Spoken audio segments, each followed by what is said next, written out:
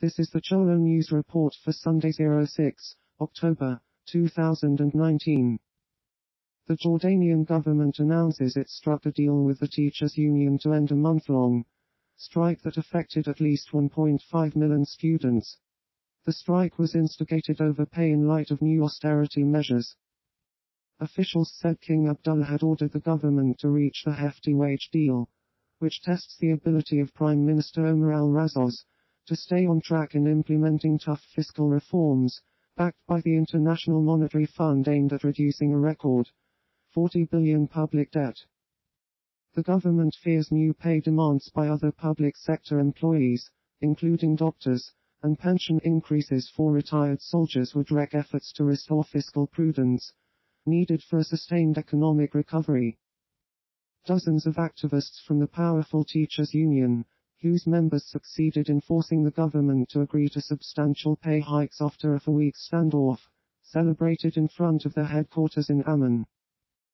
Counter-terror investigators confirm that the man who killed 4 people at Paris police headquarters 2 days ago was a convert, who adhered to a radical version of Islam, and had contact with radical Islamists.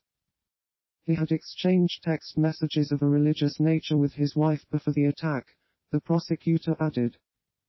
He also defended the 2015 terrorist attack on the magazine Charlie Hebdo and other atrocities, Mr. Ricard said. Russian Deputy Prime Minister Yuri Borisov visits ally Venezuela, reiterating Russia's support of disputed President Nicolas Maduro, and announcing new trade deals with the economically crippled country.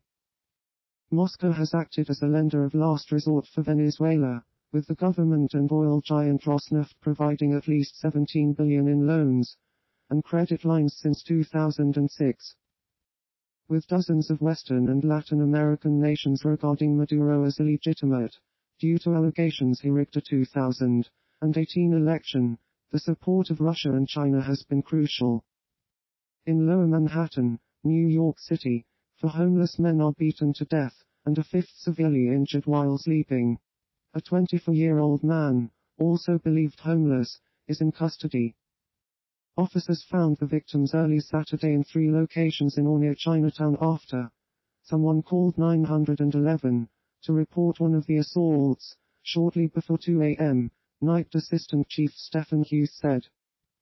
Investigators found a metal object, possibly a pipe, that they believe was used in the attacks, Night Deputy Chief Michael Baldacino said. After acquitting 5 Muslim men of murder, Thai Judge Kanakorn Pianchana gives a speech, complaining of corrupt pressure upon the judiciary, including in this case, to convict without sufficient evidence.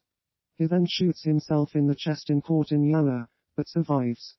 Criticism from judges of the Thai legal system is rare, but rights groups claim Muslims often face trumped-up charges in the region, which is Muslim majority and suffers from insurgency. A Thai judge shot himself in a courtroom after delivering a rare speech, railing against the country's justice system.